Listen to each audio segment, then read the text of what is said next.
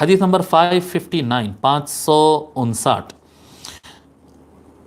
عن جابر بن عبد الله رضي الله عنهما قال قلت يا رسول الله بأبي أنت وأمي أخبرني عن أول شيء خلقه الله تعالى قبل الأشياء. حضرت جابر بن عبداللہ رضی اللہ تعالیٰ روایت فرماتے ہیں، وہ کہتے ہیں میں نے سوال کیا یا رسول اللہ میرے ماں باپ آپ پر قربان ہو، آپ مجھے بتائیے اس چیز کے بارے میں جس کو اللہ تعالیٰ نے تمام چیزوں سے پہلے سب سے پہلے پیدا کیا، تخلیق میں سب سے پہلے اللہ تعالیٰ نے کس چیز کو پیدا کیا اس کے بارے میں بتائیں. قال یا جابر، حضور صلی اللہ علیہ وآلہ وسلم نے ارشاد فرمایا اے جابر سنو، ان اللہ تعالی قد خلق قبل الاشیاء نور نبیک من نور، بے شک اللہ تبارک و تعالی نے تمام چیزوں سے پہلے، تمام چیزوں کو پیدا کرنے سے پہلے تیرے نبی کے نور کو اللہ تعالیٰ نے اپنے نور سے پیدا فرمایا. یعنی پوری کائنات میں سب سے پہلے تخلیق نور محمدی حضور صلی اللہ علیہ وآلہ وسلم کے نور کو پیدا کیا گیا. فجعل ذلك النور يدور بالقدرت حيث شاء اللہ تعالی، پس اللہ تبارک و تعالی نے جیسا چاہا وہ اللہ کی قدرت سے وہ نور گھومنے لگا. ولم يكن في ذلك الوقت لوح ولا قلم، اور اس وقت کوئی لوح تھا نہ قلم تھا. یہ بڑا مبحث ہے، یہ اس وقت غور کرنے کی بات ہے. اس وقت نہ کوئی لوح تھا، لوح کیا ہے؟ وہ تختیاں ہیں جس پر تقدیر لکھے گئے ہیں، لوح محفوظ جسے کہتے ہیں. قلم جس سے اللہ تبارک و تعالیٰ کی تقدیر کا قلم، ٹھیک ہے. ولا جنت ولا نار، نہ اس وقت جنت تھی نہ دوزخ تھی. آگے کی حدیث ہم پڑھیں گے، مگر یہاں پر ایک چھوٹا سا مبحث آ جاتا، چھوٹے سے ایک بحث آ جاتی ہے. اور ایک حدیث شریف ہے جس میں حضور صلی اللہ علیہ وآلہ وسلم نے ارشاد فرمایا اول ما خلق اللہ القلم، اللہ تبارک سب سے پہلے جس چیز کو اللہ تعالیٰ نے پیدا کیا وہ قلم ہے. تو اب وہ حدیث اور یہ حدیث ٹکرا جاتے ہیں، یعنی چھوٹے سے ابتدائی طور پر گہرائی میں جو نہیں جاتے ان کو لگتا ہے کہ یہ دو حدیثیں ٹکرا گئی، حالانکہ دونوں بالکل نہیں ٹکراتی ہیں. ایسا لگتا ہے یہ ٹکرا گئی ہیں تو فوراً جو ہے جو حضور صلی اللہ علیہ وسلم کی عظمت کو زیادہ ماننا چاہتے ہیں وہ لوگ بولتے ہیں کہ یہ حدیث صحیح ہے، ہم اس کو نہیں مانتے، وہ حدیث کو ہم نہیں مانتے. اور جو حضرات جو ہے حضور کی عظمت کو تھوڑا کم دیکھنے کی طرف ان کا میلان رہتا ہے، اللہ ان کو ہدایت دے جی، وہ جن کا میلان رہتا ہے وہ لوگ بولتے ہیں کہ نہیں یہ حدیث ضعیف ہے، اس حدیث کو ہم نہیں مانتے، وہ حدیث صحیح ہے، اللہ تعالیٰ سب سے پہلے قلم کو پیدا کیا. نہیں، ایسا نہیں ہے، ایسا نہیں ہے. پھر کیسا ہے صاحب؟ یہ حدیث کو اگر پوری پڑھ لیں گے تو بات سمجھ میں آ جائے گی. وہ کیسا؟ اب دیکھیے یہ حدیث شریف کو آپ پڑھیے.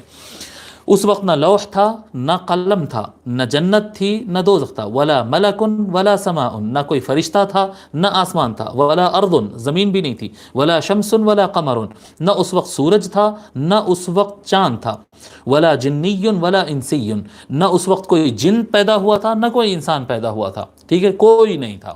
فلما اراد اللہ تعالی ان یخلق الخلق، پس جب اللہ تبارک و تعالی نے ارادہ کیا مخلوقات کو پیدا کرنے کا، اللہ تعالیٰ کا انٹینشن ہوا کریٹ کرنے کا، تو اللہ تعالیٰ قسم ذلك النور اربعۃ اجزاء، تو اللہ تبارک و تعالیٰ نے اس نور کو، نور محمدی کو، حضور صلی اللہ علیہ وآلہ وسلم کے نور کو 4 حصوں میں بانٹا، ٹھیک ہے، 4 حصوں میں ڈیوائیڈ کر دیا اس نور کو. پھر اس کے بعد کیا کیا؟ فخلق من الجزء الاول القلم، اور اس نور کے پہلے پارٹ سے اللہ تبارک و تعالیٰ نے سب سے پہلے قلم کو پیدا کیا. یہ ہوگا جواب اس کا، خلاص جی، یہ ہو گیا. سب سے پہلے اللہ تبارک نور محمدی کو 4 حصوں میں تقسیم کیا. پوری کائنات جب بنانا چاہا تو نور محمدی کو 4 حصوں میں تقسیم کر کے پوری کائنات میں سب سے پہلے کس کو بنایا؟ سب سے پہلے قلم کو بنایا. خلاص سولو ہو گیا ہے.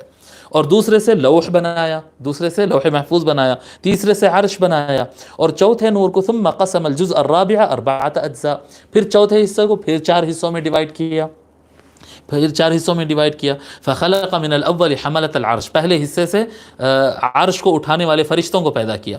ومن الثانی الکرسی، دوسرے سے اللہ تعالیٰ نے عرش کے اوپر جو کرسی ہے اس کرسی کو پیدا کیا. اور تیسرے سے باقی الملائکہ، تیسرے حصے سے باقی فرشتوں کو پیدا کیا.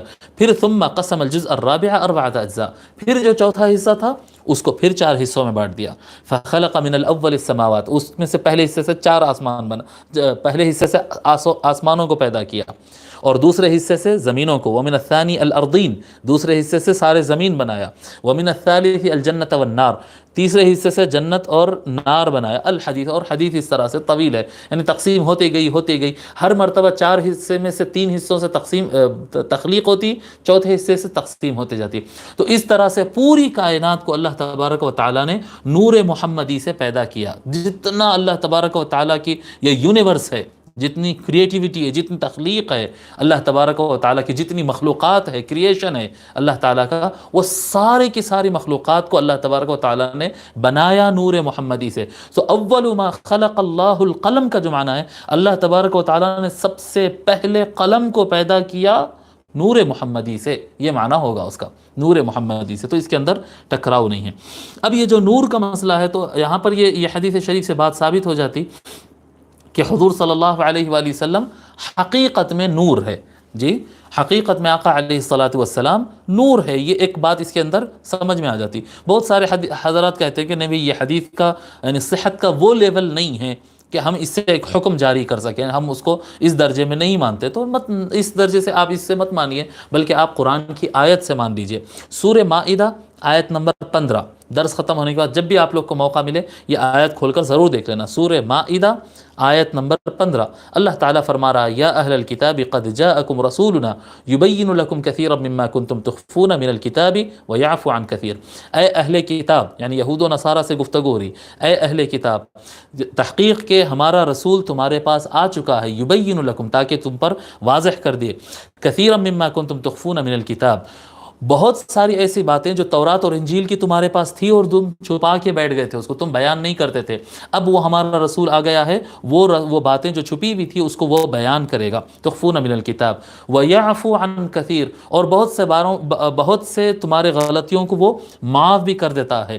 قد جاءکم من اللہ، تحقیق کہ آیا ہے تمہارے پاس اللہ تعالیٰ کی طرف سے، نور و کتاب مبین، تحقیق کہ آیا ہے تمہارے پاس اللہ کی طرف سے ایک نور اور ایک روشن کتاب. اب روشن کتاب تو قرآن کریم ہو گیا، تو پھر نور کون آیا؟ اللہ تعالیٰ کے پاس سے ہمارے پاس 2 چیزیں آئیں، ایک رسول اللہ، ایک کتاب اللہ. کتاب اللہ کتاب مبین ہے، اور اس سے پہلے جو نور کا ذکر ہے وہ کون ہے؟ اس کے بارے میں مفسرین نے لکھا ہے کہ وہ نور سے مراد نور نبی صلی اللہ علیہ وآلہ وسلم ہے. حضور صلی اللہ علیہ وآلہ وسلم کو اللہ تبارک و تعالیٰ نے قرآن کریم میں نور بیان کیا ہے. تو حضور صلی اللہ علیہ وآلہ وسلم کی حقیقت نور ہے. پھر اس کے بعد اللہ تبارک و تعالیٰ جب زمین پہ پیدا کرنا چاہا تو اور جو پروسیس ہوتا ہے انسان پیدا ہونے کے لیے، وہی مٹی کا جمع ہونا، وہی سب کچھ ہونا، پھر اس طرح سے پروسیس ہوتے ہوئے آقا علیہ الصلاۃ والسلام پیدا ہوئے. تو آقا علیہ الصلاۃ والسلام بشر بھی ہیں، کیونکہ انسانوں کے درمیان ہے، اور اللہ تعالیٰ نے فرمایا کہ آپ بشر ہیں، سب جیسا بشر ہوتے آپ بھی بشر ہیں. تو آقا علیہ الصلاۃ والسلام بشر بھی ہیں، آقا علیہ الصلاۃ والسلام کی اصل نور بھی ہے. آقا علیہ الصلاۃ والسلام کو کوئی نور نہ مانے تو بھی غلط ہو جائے گا، اور آقا علیہ الصلاۃ والسلام کو کوئی بشر نہ مانے تب بھی غلط ہو جائے گا. دونوں رخ پہ گمراہی ہے. آقا علیہ الصلاۃ والسلام کو نور بھی ماننا ہوگا، اور آقا علیہ الصلاۃ والسلام کو بشر بھی ماننا ہوگا. اس حدیث کو حضرت امام عبد الرزاق الصنعانی نے روایت کیا ہے.